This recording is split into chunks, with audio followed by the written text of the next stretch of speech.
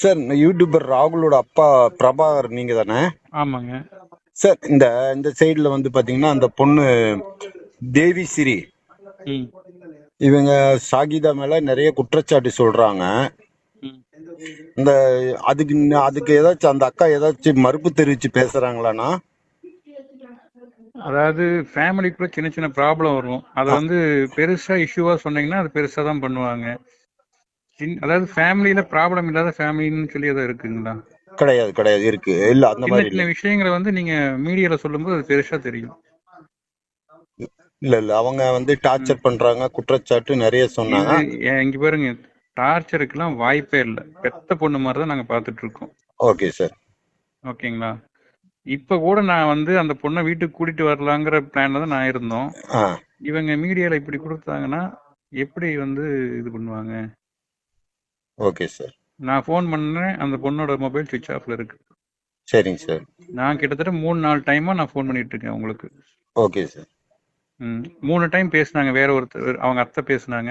சரிங்க சார். வீட்டுக்கு போய் கொடுத்துறோம் அப்படின்னாங்க. சரிங்க சார். கடைசியா 10 நிமிஷம் கழிச்சு கூப்பிடுங்கனாங்க. அந்த 10 நிமிஷம் கழிச்சு நான் கூப்பிடுறேன், மொபைல் சுவிட்ச் ஆஃப்.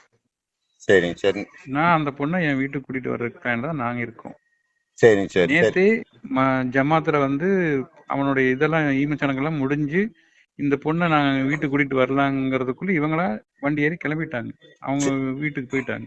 சரிங்க சார். சரிங்க சார். காலையில கூப்பிட்டு பேசினேன். அப்படி நான் கண்டிப்பா நான் மதியத்துக்கு மேல நான் சொல்லி பேசி நான் உன்னை வீட்டுக்கு கூட்டிட்டு வரலாங்கிற பிளான்ல இருந்தோம். அந்த பொண்ணும் பேசிச்சு, நான் கூட்டிட்டு கண்டிப்பா வீட்டுக்கு வரேன்ப்பா அப்படின்னு சொல்லிட்டேன். சரிங்க சார். அதுக்கப்புறம் இப்படி மீடியால இந்த மாதிரி பேட்டி கொடுத்தா நாங்க என்ன பண்றதுன்னு எனக்கு தெரியல.